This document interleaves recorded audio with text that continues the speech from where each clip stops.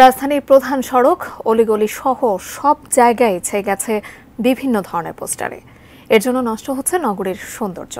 রাজধানীর মৌচাক মোড় এলাকা থেকে আমরা জানছিলাম আমাদের সহকর্মী জাহিদ হোসেনের কাছ থেকে। এর আগে আমরা এই মুহূর্তে জানবো শাহবাগের কি অবস্থা। সহকর্মী জাহিদ হোসেন এই মুহূর্তে শাহবাগে আছেন। জাহিদ, নিশ্চয়ই আমাকে শুনতে পাচ্ছেন। এর আগে আমরা মৌচাকের অবস্থা দেখছিলাম, এখন আপনি শাহবাগে আছেন। শাহবাগে কিন্তু আসলে বিদ্যার স্থানগুলো যেগুলো আছে সেগুলোর কেন্দ্রস্থল বলা হয়, কারণ নানা দিকে সেরকম নানা নাম করা বিদ্যাপীঠ সেখানে অবস্থিত।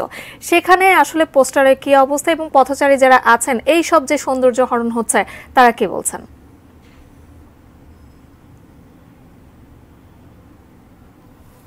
জাকিয়া, সকালে তো আপনাকে মৌচাক মোড় থেকে খবর জানাচ্ছিলাম, এখন কিন্তু অবস্থান করছে শাহবাগে এবং এখানেও কিন্তু খুব বিষাদের চিত্র দেখতে পাচ্ছি।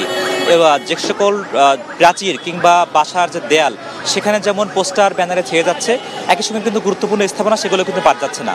আপনাকে আমি শাহবাগ মোড়ে যে গুরুত্বপূর্ণ একটি স্থাপনা প্রজন্ম চত্বর সেটাকে যদি ঘুরে একটু দেখাই, এখানে কিন্তু বাড়ি ভাড়ার বিজ্ঞাপন থেকে শুরু করে গ্রাম্য পর্যায়ের সমাবেশ সেটির বিজ্ঞাপনের জন্য কিন্তু বেছে নেওয়া হচ্ছে এই সকল রাজধানীর বিভিন্ন গুরুত্বপূর্ণ স্থাপনার দেয়ালগুলো। আপনাকে দেখায় এখানে রাজনৈতিক বিভিন্ন ব্যানারের পাশাপাশি অগণিত সংগঠন, সংস্থা কিংবা কোম্পানির কিংবা প্রতিষ্ঠানের তারা ব্যানারে কিন্তু এবং পোস্টারে কিন্তু এই সকল স্থাপনাগুলো ছেয়ে যাচ্ছে।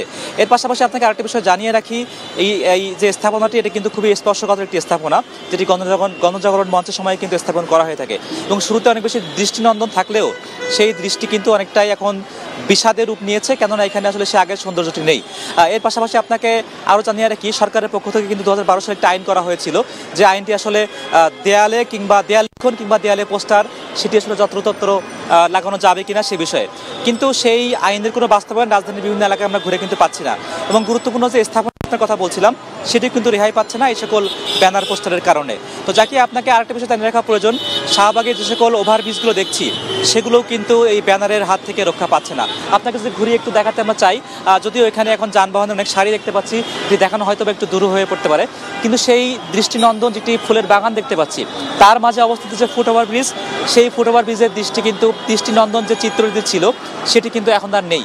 অর্থাৎ এখানে আসলে ব্যানারের সকল যত্রতত্র ব্যবহার কিংবা পোস্টারের যত্রতত্র যে ব্যবহার সবকিছুই কিন্তু আসলে সৌন্দর্য নষ্ট করার জন্য অনেক বেশি দায়ী। যাকে আপনাকে শাহবাগের মোড়টি আরও ঘুরে দেখাতে চাই, এখানে শুধু যে ব্যানার পোস্টারই আসলে সড়কের সৌন্দর্য কিংবা নগরীর সৌন্দর্য নষ্ট করছে তা কিন্তু না। রাস্তায় ফুটপাতে যে সকল মানুষজন থাকছেন তারাও আসলে এই সৌন্দর্য হরণ করার পিছনে কিন্তু অনেকাংশ দায়ী বলে আমরা দেখতে পাচ্ছি।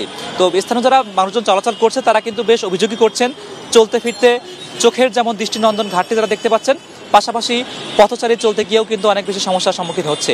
তো রাজধানীর শাহবাগ থেকে এই ছিল আমার কাছে সর্বশেষ। জাকিয়া।